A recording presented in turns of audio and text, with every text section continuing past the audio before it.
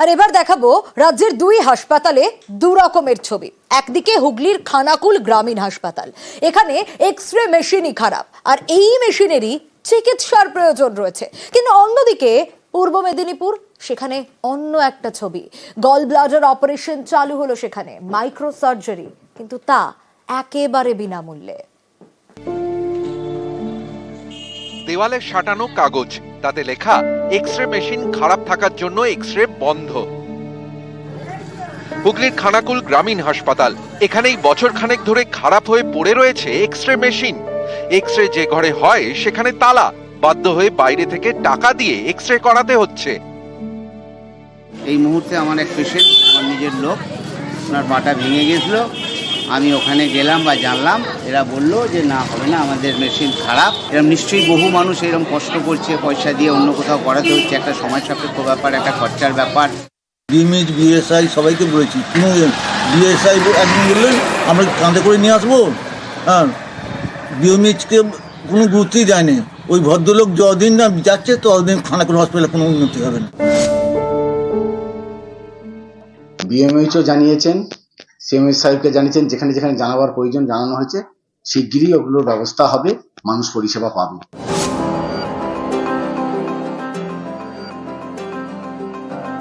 গল bladder operation, micro surgery, বেরোলো পাথর। অপারেশনে খরচ হলো না একটা টাকাও। এগরা সুপার স্পেশালিটি হাসপাতালে চালু ল্যাপ্রোস্কোপি। এখানে অনেক গরিব দুঃখী মানুষরা সবাই তো আছে, সবাই তো আর পয়সাপত্র পায় না। তো এটা যদি ফ্রিতে হাসপাতাল থেকে যদি সবাই সুযোগ সুবিধা যদি পান তাহলে খুব ভালো হয়। এখানে সব স্পেশালিস্ট তো ডাক্তারবাবুকে দেখানো হয়। এগরার আগে পাঁশকুড়ার হাসপাতালে চালু হয় ল্যাপ্রোস্কোপি। তো আমাদের পূর্ব মেদিনীপুর জেলাতে কোথাও এই মাইক্রো সার্জারি চালু ছিল না এতদিন। তো এখন সেটা আমরা চালু করতে পেরেছি। একজন সহৃদয় ব্যক্তি তার জীবনের সমস্ত সঞ্চয় প্রায় দান করেছেন বলে। পাঁশকুড়াতে প্রায় 50টি অপারেশন হয়ে গেছে অলরেডি, আর এগরাতে শুরু হয়েছে। এগরাতেও খুব শিগগিরই অনেক বেশি অপারেশন হয়ে যাবে। হুগলি থেকে শুভঙ্কর সাহা এবং পূর্ব মেদিনীপুর থেকে পঙ্কজ দাশরথী, নিউজ 18 বাংলা।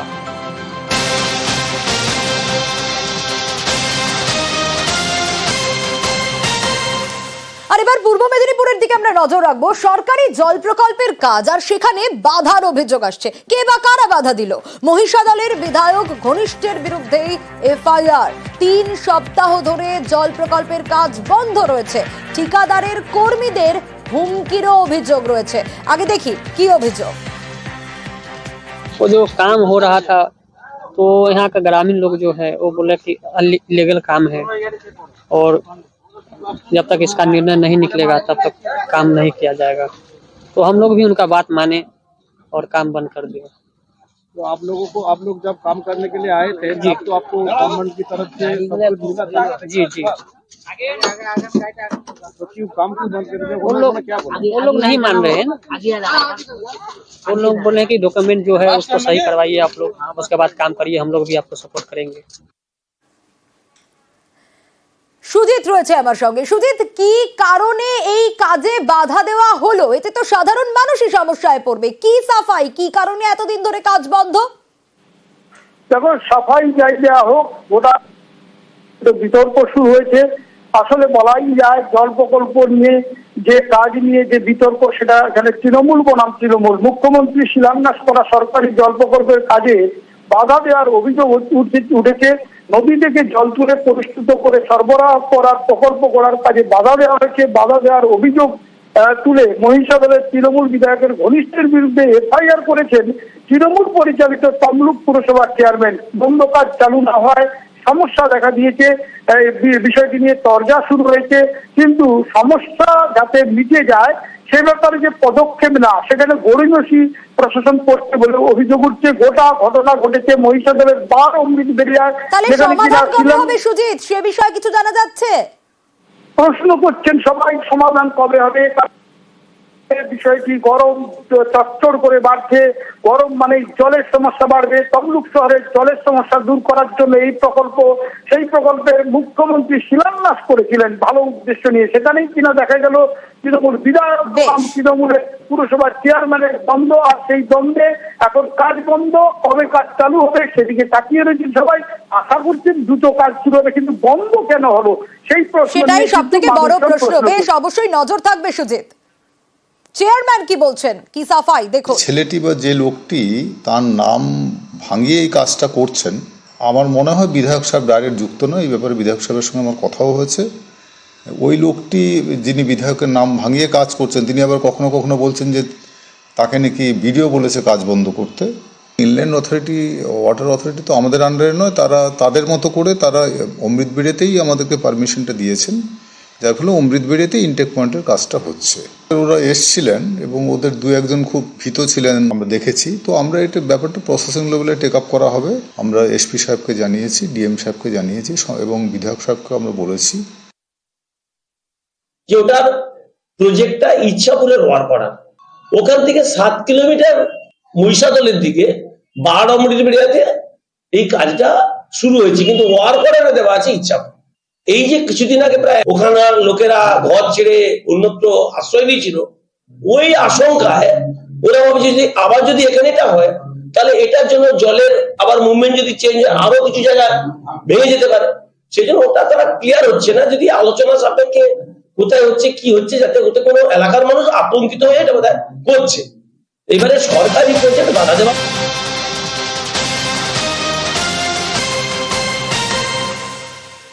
আর এবার নজর রাখবো জমি চেয়ে গতির বার্তা রেলের। রাজ্যের 3 রেল প্রকল্পের কাজে গতি চায় কেন্দ্র। 3 প্রকল্পে রাজ্যের সহযোগিতা চায় কেন্দ্র। 3 প্রকল্পে দ্রুত জমি অধিগ্রহণের আর্জি কেন্দ্রের। জমি পেলে কাজ এগোবে বলে দাবি রেলের। অর্থ সুবিধা হবে না বলে রাজ্যকে জানালো রেল। দেশপ্রাণ, নন্দীগ্রাম, বালুরঘাট, হিলি প্রকল্পে জোর। নবদ্বীপ ঘাট, নবদ্বীপ ধাম প্রকল্পেও জোর রেলের।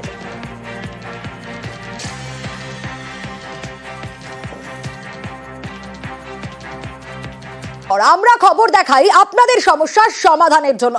ঠিক যেমন আজ সকাল থেকে যে ছবিটা আমরা দেখাচ্ছিলাম, যে খবর আমরা দেখাচ্ছিলাম, বীরসিংহ, পশ্চিম মেদিনীপুরের বীরসিংহে দেদার মাটি চুরি হচ্ছে। দেখুন সেই ছবি, অবাধে মাটি চুরি হচ্ছে। কারা এই মাটি চুরি করছে, কেন এই মাটি চুরি করছে? যখনই আমরা খবর দেখালাম তার কয়েক ঘন্টা, তার কয়েক ঘন্টার মধ্যেই তৎপরতা এবং খবরের পরে কি ছবি দেখা গেল? আমরা নিউজ 18 বাংলা আমাদের খবরের জেরে এলাকায় ঘাটালের মহকুমা শাসক তিনি পৌঁছে যান। তারপর কি হলো, কি ব্যবস্থা নেওয়া হলো, আরো বিস্তারিত এই বিষয়ে জানাতে পারবে সুকান্ত রয়েছে আমার সঙ্গে। সুকান্ত, সকাল থেকে এই খবর আমরা দেখিয়েছি, আর আমাদের খবরের জেরেই কয়েক ঘন্টার মধ্যে তৎপরতা। সোনিয়া, দেখো সকালবেলা আমরা যে খবর দেখিয়েছিলাম যে ঘাটালের বীরসিংহ এলাকায় দেদার মাটি চুরি হচ্ছে, আর সেই খবর দেখার পরেই কিন্তু প্রশাসনের আধিকারিকরা, অর্থাৎ ঘাটালের মহকুমা শাসক, ভূমি দপ্তরের আধিকারিকরা, তারা কিন্তু ওই এলাকায় পৌঁছে যান এবং পৌঁছে গিয়ে তারাও দেখেন যে অবৈধভাবে মাটি চুরি হচ্ছে। অর্থাৎ তারা পরিষ্কার জানিয়ে দেন যারা মাটি কারবার করছিলেন যে তাদের কাছে কি সিও আছে, কাগজপত্র আছে, কিন্তু দেখা যায় যে খুব অল্প পরিমাণ টাকার একটা সিও কাটা হয়েছে, তাও সেই সিও বৈধ নয়। এরপরে কিন্তু 2টি মাটি বোঝাই ট্র্যাক্টর এবং তার সাথে একটি মাটি কাটা জেসিবি মেশিন আটক করা হয়েছে। পুরো ঘটনার কিন্তু তদন্ত শুরু করেছে প্রশাসন এবং যথোপযুক্ত ব্যবস্থা নেওয়া হবে ওই মাটি কারবারিদের বিরুদ্ধে বলেই জানিয়েছেন প্রশাসনের আধিকারিকরা।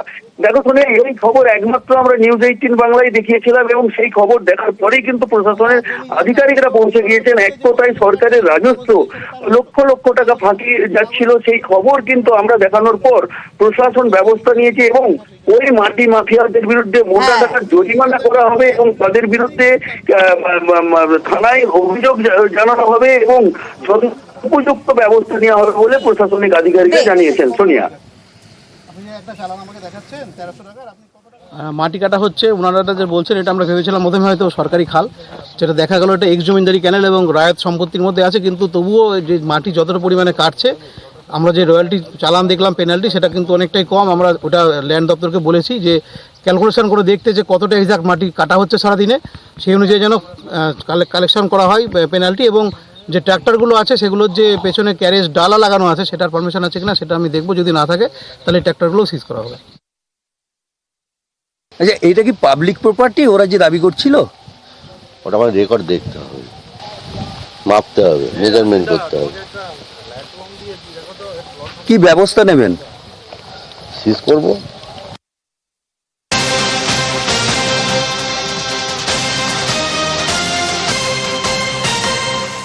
আর এবার আপনাদের দেখাবো নন্দীগ্রাম হাসপাতালের ছবি। উত্তেজনার পরিস্থিতি তৈরি হয় নন্দীগ্রাম হাসপাতালে। ঘটনাস্থলে যখন পুলিশ পৌঁছয় তখন পুলিশকে ধরেও রীতিমতো বিক্ষোভের ছবি।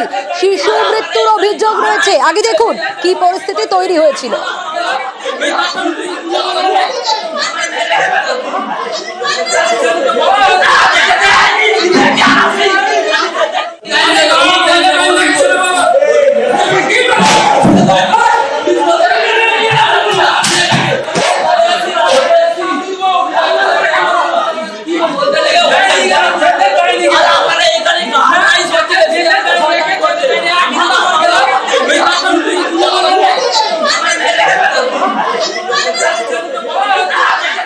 গাফিলতির অভিযোগ তুলছে পরিবার। আরো বিস্তারিত জানতে পারবো, সুজিত রয়েছে আমার সঙ্গে।